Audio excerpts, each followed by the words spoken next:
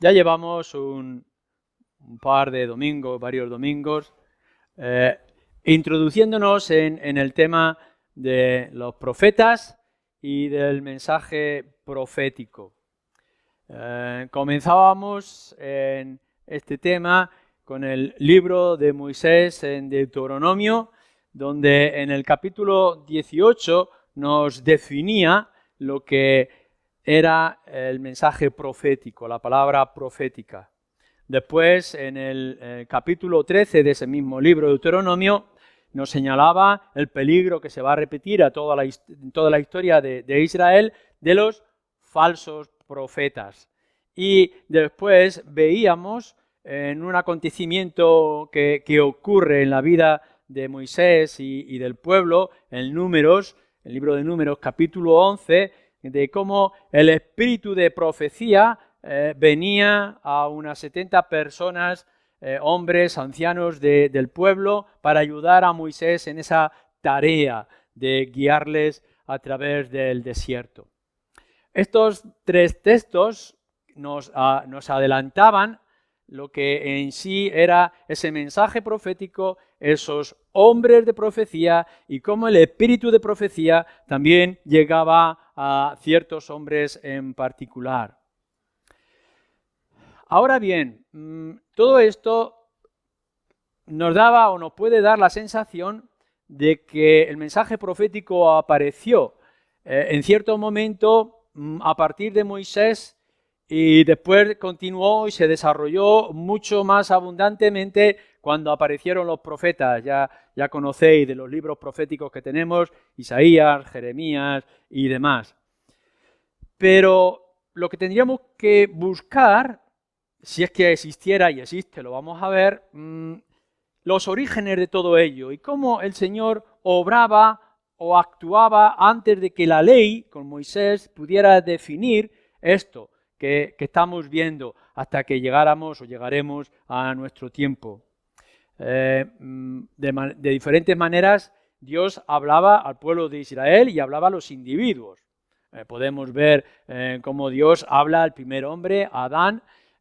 Lo podemos ver después a lo largo de la línea de los guías a través de los ángeles y cómo los ángeles venían y traían el mensaje. A veces podemos descubrir que uno de esos ángeles era el ángel del Señor y identificarlo como el mismo Señor Jesucristo.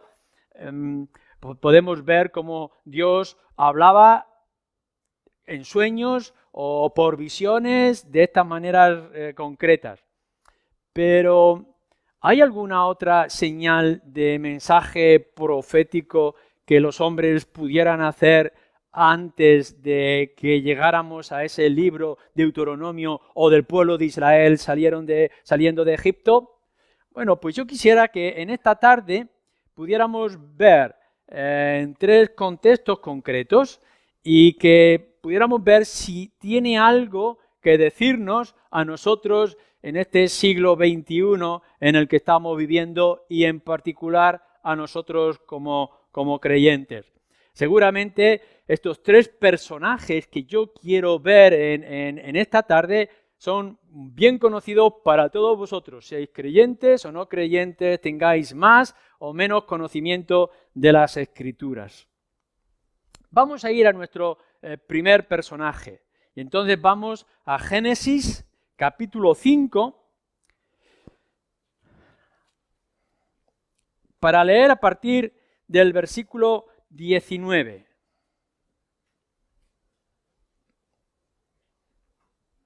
Es toda la genealogía que desciende de Adán y de Set. Y nos dice así a partir del versículo 19. Y vivió Jared, después que engendró a Enoc, 800 años y engendró hijos e hijas. Y fueron todos los días de Jared 962 años y murió. Así nos dice de toda una serie de nombres y de personajes. Vivió Enoc 65 años y engendró a Matusalén. Y caminó con Dios, Enoc con Dios, después que engendró a Matusalén, 300 años y engendró hijos e hijas. Y fueron todos los días de Enoc 365 años. Caminó pues Enoc con Dios y desapareció, porque le llevó Dios. Este es nuestro primer contexto y nuestro primer personaje. Como os dais cuenta, no nos dice mucho acerca de él. Sí nos dice más que del resto de los que están antes y están después de él. No nos llama mucho la atención, aparte de Matusalén, que vivió 965 años. De todo lo demás, no hay ningún otro énfasis o detalle que pueda llamar la atención, exceptuando estas pocas palabras que se nos dice: caminó Enoc con Dios y después Dios se lo llevó. No nos dice mucho más, así que podríamos decir hay poco que aprender en nuestro concepto o idea acerca de la profecía o del mensaje profético. Pero en realidad hay algunos detalles que lo interpretan en el libro de Hebreos, por ejemplo. Así que sin olvidar o marginar a este personaje de Enoc, ahora vamos al libro de Hebreos en el capítulo 11.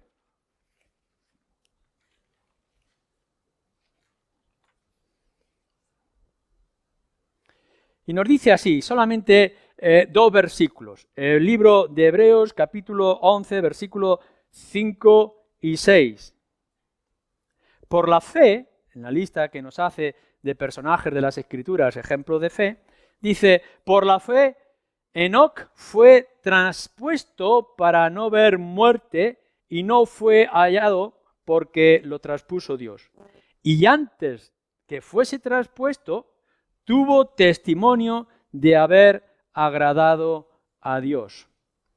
Fijaros bien en el detalle que nos está introduciendo el autor de Hebreos y cómo interpreta el conocimiento o la vida de Enoc en el libro de Génesis. Por una parte nos dice que Enoc fue traspuesto, es decir, se lo llevó Dios, por esa comunión que tenía para con él, pero en esa frase nos dice algo importante: tuvo testimonio de haber agradado a Dios. En la manera en que lo está ilustrando o interpretando el autor de Hebreos, nosotros nos fijamos en la vida de Enoc. Lo podemos pensar, estamos en la inmensa antigüedad, muy cercano al origen del hombre, y podemos ver cómo hombres aparecen y desaparecen teniendo sus hijos y sus descendencias, pero Moisés, a la hora de escribirnos en Génesis a Enoc, se detiene un instante y nos quiere decir, le quiere decir al pueblo y nos está diciendo a nosotros que este hombre Enoc caminó con Dios. Y no nos dice mucho más.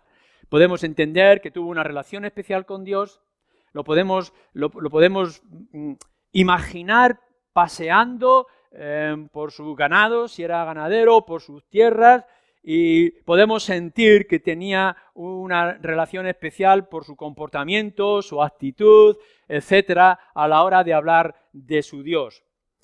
Lo que sí nos dice el autor de Hebreos es que este hombre dio testimonio, y dio testimonio a su generación de lo que era y de la fe que tenía.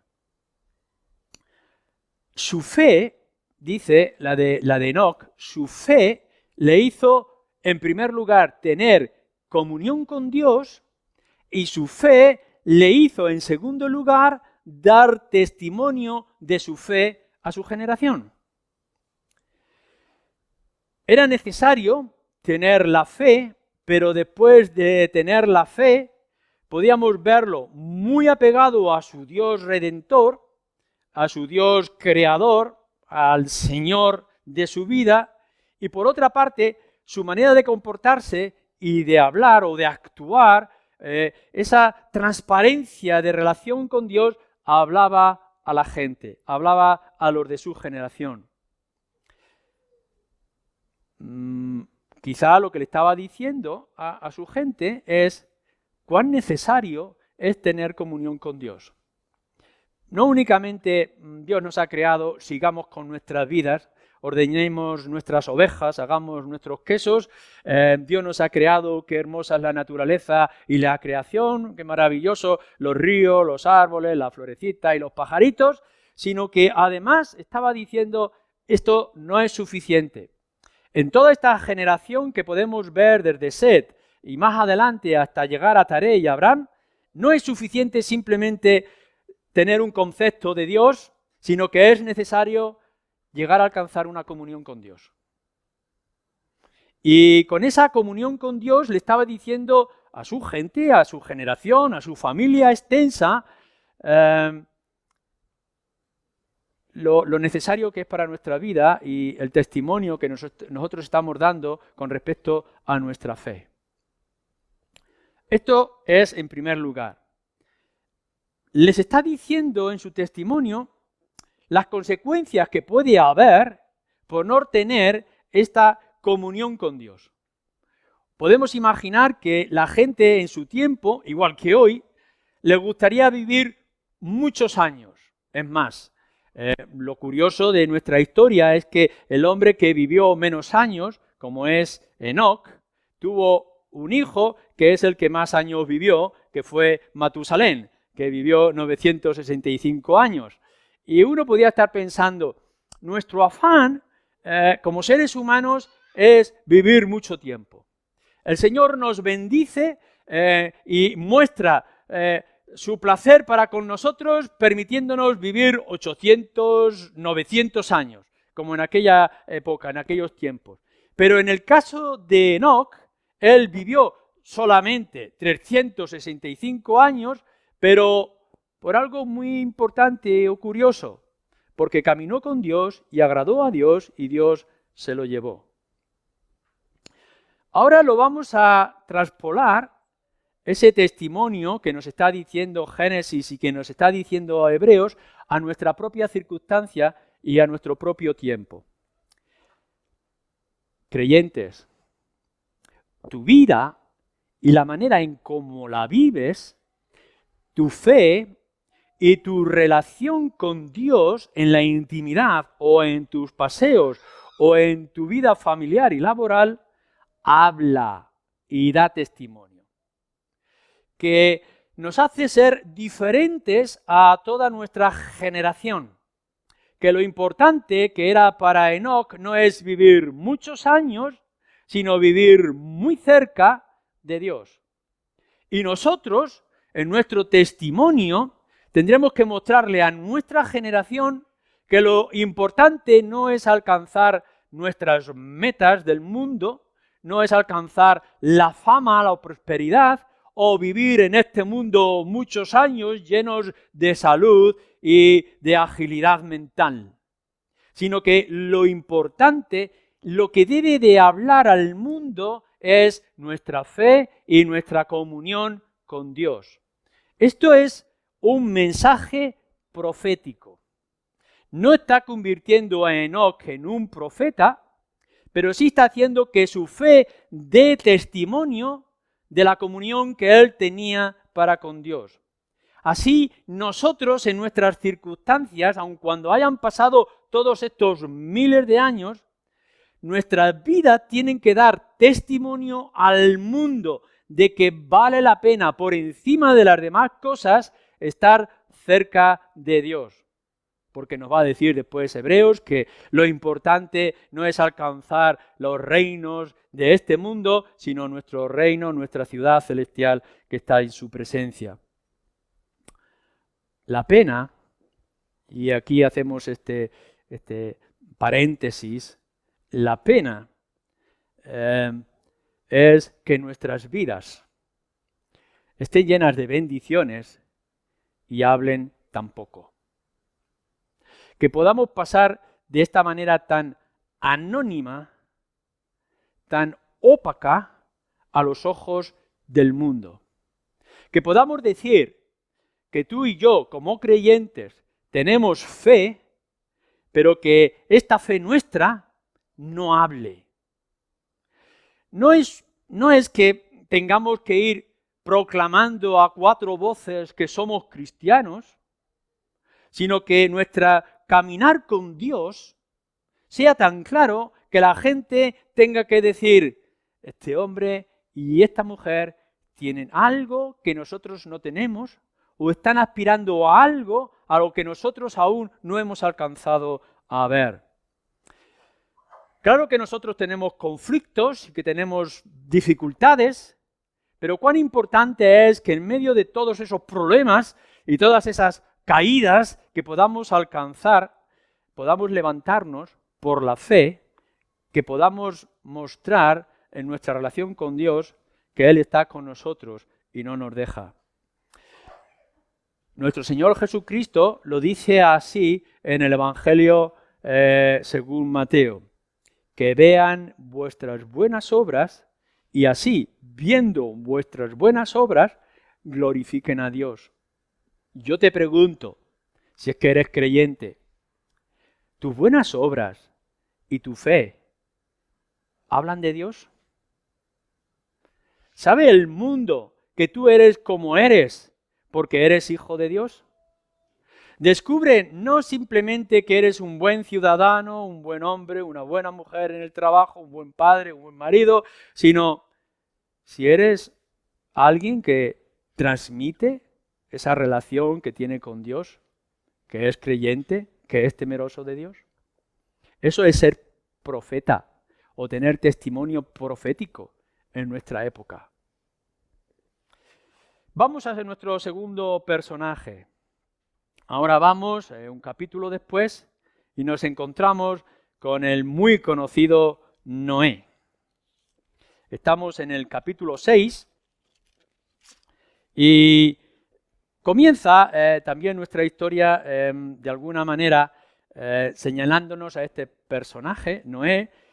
Fijaros en el capítulo 6, versículo 1, aconteció que cuando comenzaron los hombres a multiplicarse sobre la faz de la tierra y les nacieron hijas, que viendo los hijos de Dios, los creyentes, que las hijas de los hombres, no creyentes, eran hermosas, tomaron para sí mujeres, escogiendo entre todas.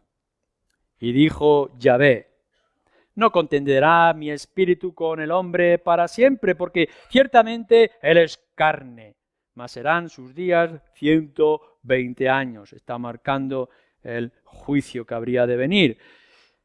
Había gigantes en la tierra en aquellos días y también después que se llegaron los hijos de Dios a las hijas de los hombres y les engendraron hijos, estos fueron los valientes que desde la antigüedad fueron varones de renombre.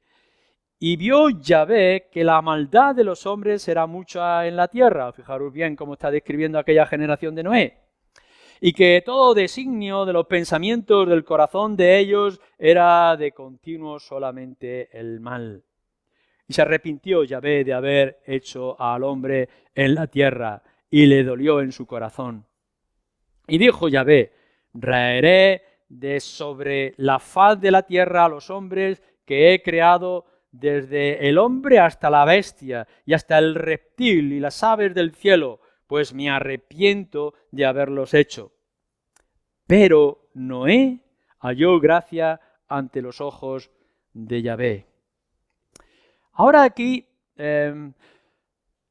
Moisés, describiendo este acontecimiento histórico acerca de Noé y lo que después se va a explayar describiendo el diluvio que alcanzó toda la faz de la tierra y que destruyó aquella generación, como nos está diciendo aquí nuestro pasaje. La maldad de los hombres es mucha, ya no se conforman con buscar una línea de Dios, temerosos de Dios, sino que han puesto sus ojos en las atractivas mujeres paganas que han crecido y se han educado, se han sexualizado sin la imagen o la gloria de Dios. Y entonces Dios dice, ya no los voy a soportar más, no los voy a llevar sobre mí, me duele, me arrepiento de haberlos creado y por tanto los voy a destruir y con ellos voy a destruir también a todos los animales. Sabemos que después va a mandar a Moisés que construya un arca y que él entre con su familia porque va a hacer que especies de animales vengan al arca y entren, y lo va a cerrar y va a hacer que caiga lluvia del cielo durante 40 días y va a destruir toda la faz de la tierra bajo las aguas. Esta es la maldición que seguramente todos vosotros conocéis muy bien. Pero en toda esta escena de destrucción nos dice lo que ya ha dicho acerca de Enoc. Nos dice Noé halló gracia ante los ojos de Dios, y más adelante nos va a decir cómo Noé caminó o caminaba con Dios. No nos dice mucho más tampoco la Escritura en este libro de Génesis, y podríamos llegar y decir, bueno, aquí nos imaginamos al pobre Noé durante 100 años construyendo un arca, ¿no? Tendría que ir y buscar la madera para construir su barco, las medidas que le había dado Dios eran exageradas, no entendía en muchos de los detalles que iba a ocurrir. Este pobre hombre, entre comillas, con sus hijos, construyendo aquel barco, esperando no sé qué señales. La gente de su generación podría hacer burla y no creer y no entender lo que Noé está haciendo en ese mandato que dice que es de Dios, y que después se van a dar cuenta de que Dios cumple su plan y destruye todos aquellos animales, solamente salvándose unos cuantos de su familia, sus hijos y su esposa con sus nueras. Ahora bien, nosotros vamos una vez más al libro de Hebreos, por una parte, así que nos acercamos otra vez al libro de Hebreos para que nos interprete lo que realmente se está describiendo en ese libro de Génesis y que tiene que ver mucho también para nosotros. Dice Hebreos capítulo 11, versículo 7.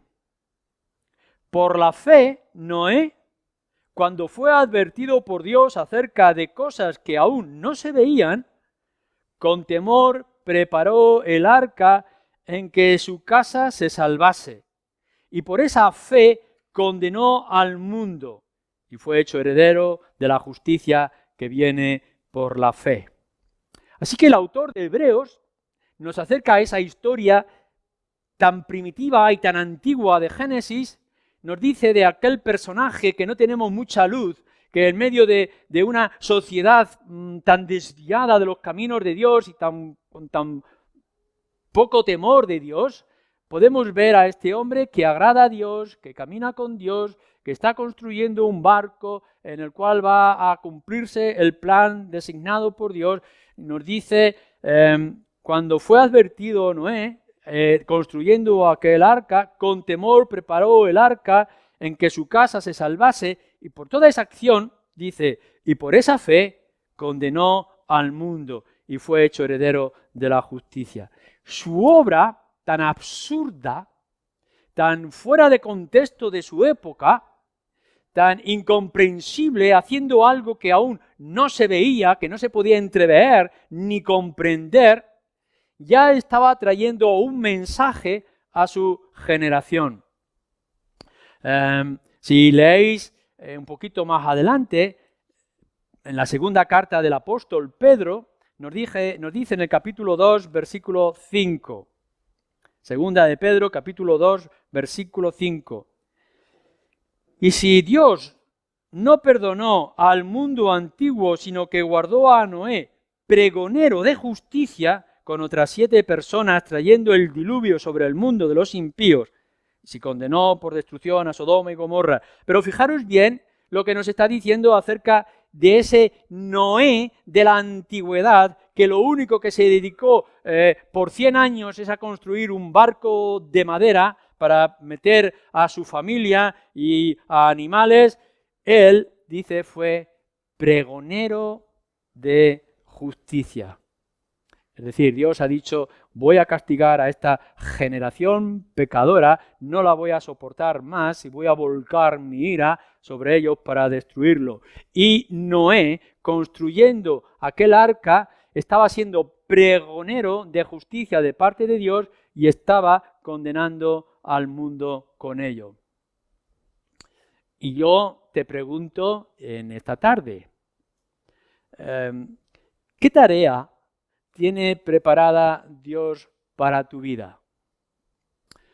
Te gustaría pensar, a lo mejor, seguramente la mayoría de nosotros lo hemos pensado, que el Señor nos hiciera tremendamente ricos y famosos, con una gran influencia, con un gran atractivo al mundo, y entonces nosotros en nuestro gran pedestal de fama y riqueza podríamos decirle cuán grande es nuestro Dios.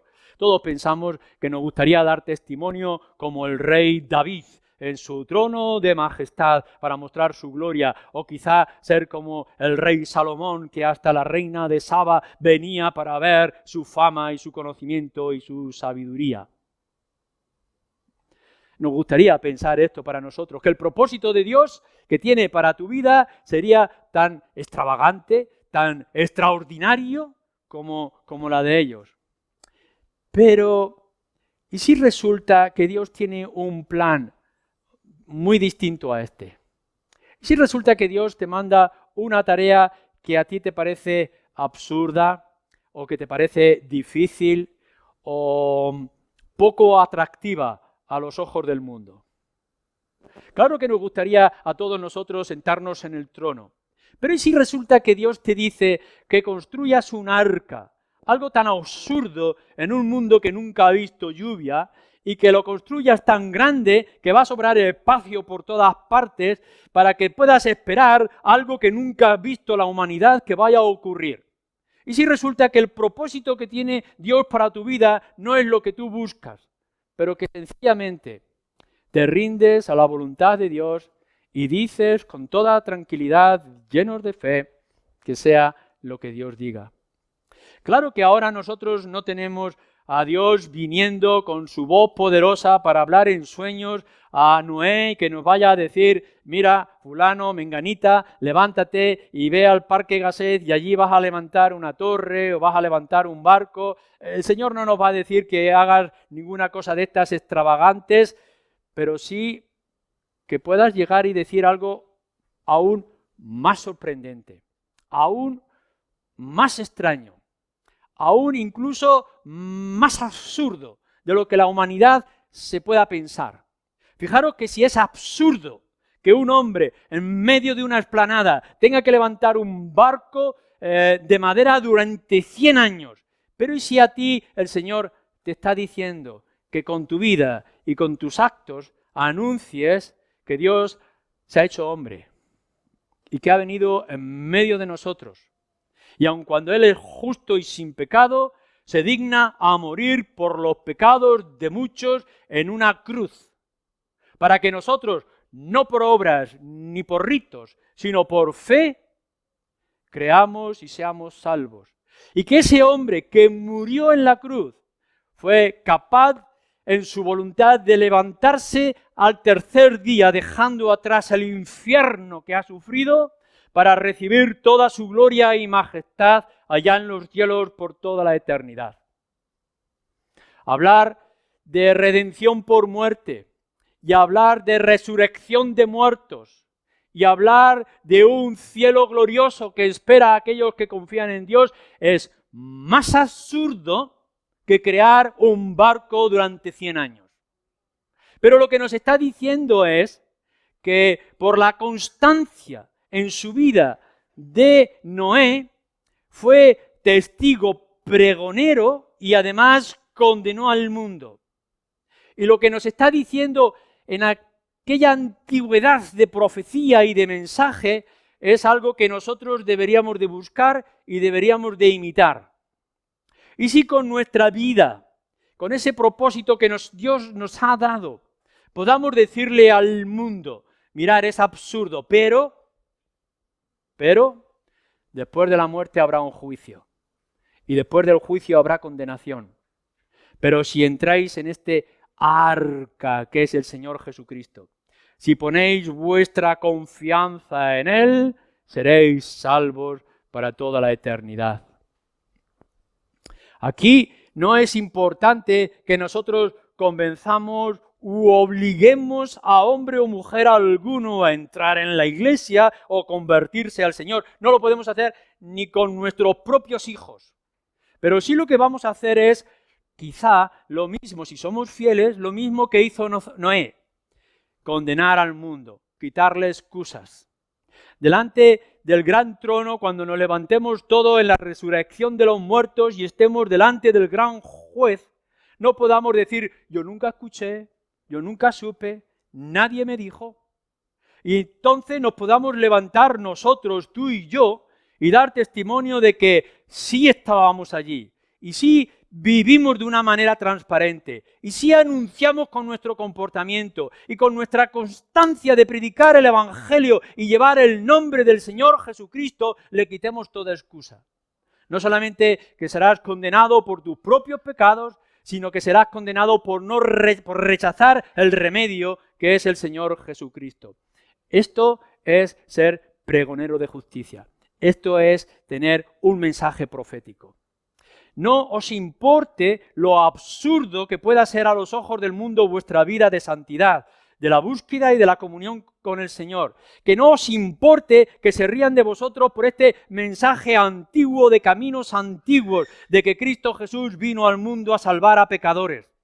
Que no os importe las señales que puedan dar con sus dedos de desprecio o sus palabras arrogantes, sino que nosotros con nuestra constancia y perseverancia, aun cuando nos lleve toda la vida, aun cuando nos lleve 100 años, podamos estar diciéndole al mundo que Dios va a tener en cuenta todas estas cosas y que ha demandado juicio, igual que dijo, no aguantaré 120 años a esta humanidad. Dios ha dicho por medio de la Escritura que habrá un juicio y que habrá condenación y que será condenación eterna.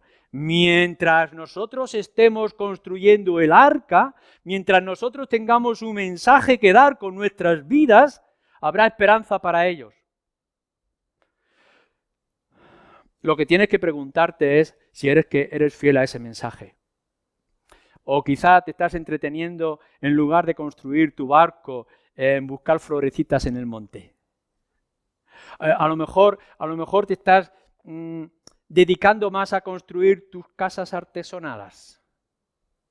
Quizá estás dedicando demasiado tiempo a las cosas secundarias de este mundo que al final van a ser anegadas por el agua.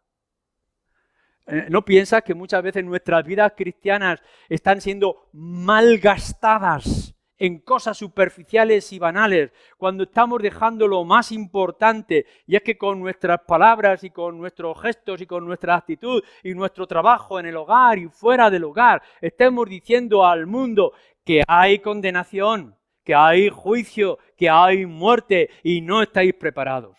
Y la única salida y esperanza es nuestro Señor Jesucristo.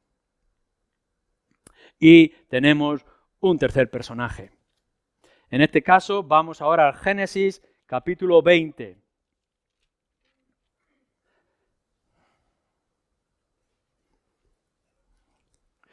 Bueno, la vida de Abraham, que es nuestro personaje ahora, es mucho más amplia y más extensa. Hay unas promesas de parte de Dios. Hay un plan ya definido, un pacto que va a hacer con Abraham. Si él cree, será el ascendiente de una gran generación que va a alcanzar bendiciones a toda la humanidad. Las promesas que Dios le da a Abraham y luego a su hijo Isaac, etcétera, salen de nuestro lugar en esta tarde. Pero nos dice en el capítulo 20, versículo 7, bueno, está en un conflicto. Resulta que, bueno, por mucho temor, Abraham y Sara se acercan ante Abimelech. Sara todavía es bastante bella y hermosa a pesar de la edad que tiene, así que Abimelech se fija en ella y la quiere atraer quizá para su propio harem. Dios tiene que actuar con rapidez, toda la historia la tenéis en este capítulo 20, advierte a Abimelech que tenga cuidado de lo que va a hacer porque es la mujer de Abraham, pero nos dice en este versículo 7, ahora pues, devuelve la mujer a su marido, ¿por qué? Porque es profeta, y orará por ti y vivirás. Y si no la devolvieres, sabe que de cierto morirás tú y todos los tuyos. No entramos aquí en todo lo que es el conflicto de pecado y debilidad que podía tener Abraham. de haber hecho pasar a su mujer Sara como su hermana porque tendría temores de lo que le podrían hacer, etcétera, la culpabilidad de Abraham que repite su pecado un par de veces. Lo que nos interesa es que en cierto momento Abimelech va a cometer algo por ignorancia de su pecado, de su cultura y de sus circunstancias, y Dios le advierte. Y le advierte de una manera muy específica. No lo hagas, devuelve esta mujer, porque es la mujer de un profeta. Y él orará por ti. Y así nos va a decir más adelante de cómo Abraham oró por aquel hombre y su casa fue sanada y tuvieron muchos hijos. Dios habla a través de sueños a Abimelech. No sabemos cómo, quizá con una pesadilla, pero Dios le habla a Abimelech y le dice, mira, tienes que hacer esto. Pero parece que no es suficiente. Es decir, les advierte del pecado. Abimelech podría haber amanecido temeroso y confuso. Dios, la voz, los sueños, lo que tengo que hacer, quién es esta mujer, quién es este hombre, etc. Es un nombre importante. Abraham no es simplemente alguien que ha venido de otras tierras y que ha pasado por aquí porque necesitaba pastos para su ganado, sino que además es profeta. Uy, qué miedo, voy a devolver enseguida a su mujer porque no me quiero contaminar con una enfermedad venérea ni nada de esto. No, lo que nos está diciendo es, Dios le habla, pero le hace falta algo más. Y entonces se nos señala que Abraham es profeta. Y porque es profeta, dice, orará por ti y sanarás. Es la primera vez que la palabra profeta aparece. Aparece en la Escritura porque lo escribe Moisés. No es porque en aquel tiempo ya supiéramos lo que es en sí un profeta o un visionario o alguien que tiene visión de parte de Dios de alguna manera o mensajes, etc. Pero entendemos que aquí la palabra nabi, que es en hebreo, la palabra profeta es aquel que habla en nombre de alguien, que es intermediario de alguien más importante.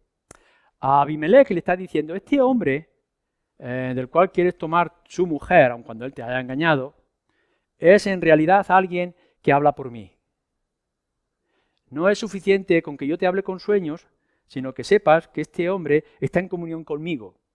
Es mi intermediario. Escucha mi voz y yo lo escucho a él. Hay una conexión entre Abraham y yo, dice Dios en sueños. Así que devuelve a su mujer. Y si la devuelves a tiempo, entonces él orará por ti y yo sanaré tu casa. Y así va a ocurrir, como veis al final de este capítulo.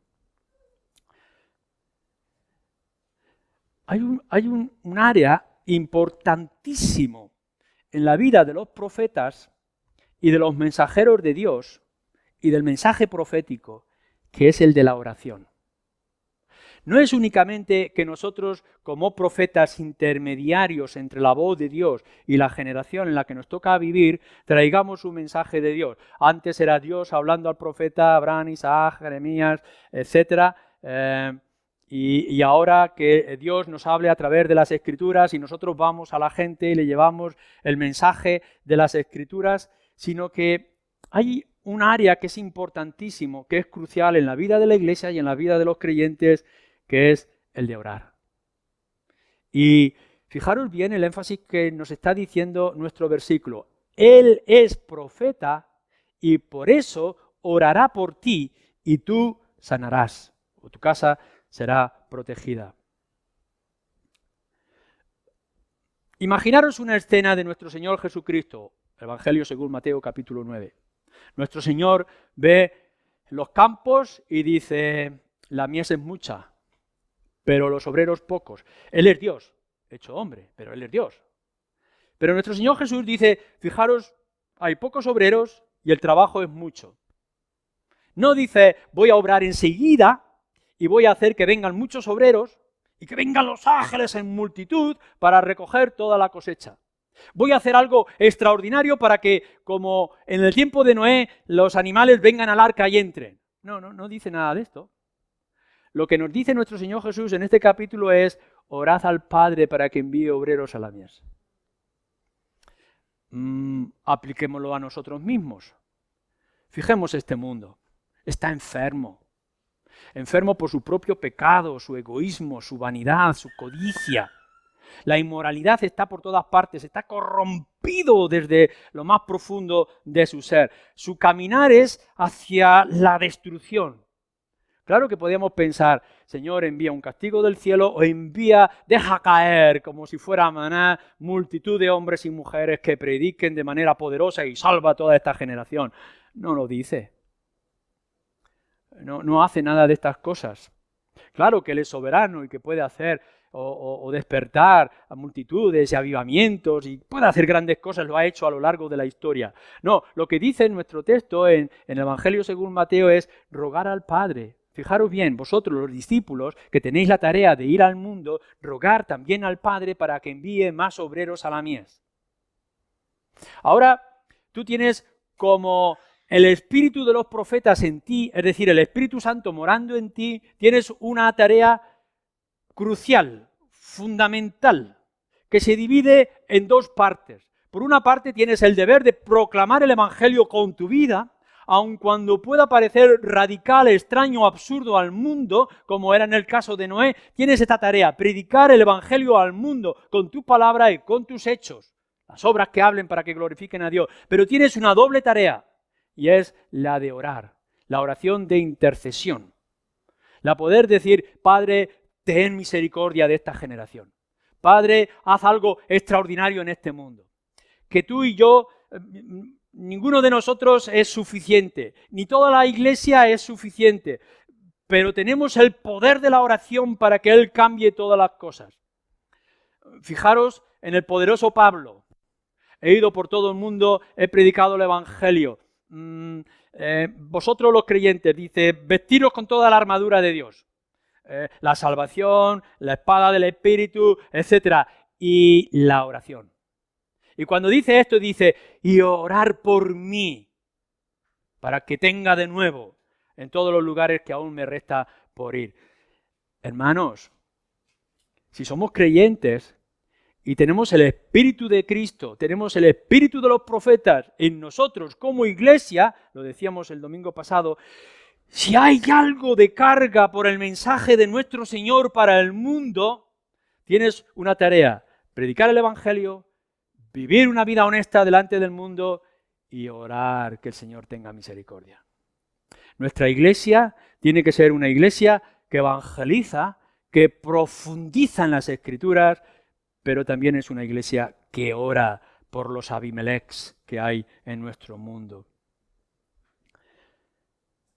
Hebreos 11, versículo 3, nos dice que aquellos personajes del pasado miraban las cosas de lejos, creyendo, saludándolo y confesando. Nosotros tenemos esta tarea principal y crucial en nuestras vidas y no la podemos ignorar. Claro que va a haber llamamientos, que hay vocaciones, que el Señor tiene mandatos específicos y dones específicos de la profecía, pero lo que hemos estado viendo, y yo creo que es importante que lo hagáis vuestro, es que esto no es una tarea de unos pocos, que no es una tarea de unos cuantos hombres y mujeres que evangelizan y que son misioneros, que no es de los maestros que tienen el don de la enseñanza, sino que el Espíritu ha venido a cada uno de nosotros y ha venido a la iglesia. La tarea de hacer discípulos por todo el mundo es para todos y cada uno de nosotros. Que todos nosotros tenemos este espíritu de los profetas y que con nuestras vidas y con nuestros labios tenemos que hablar al mundo y que tiene que haber una carga de oración en nuestras vidas de iglesia.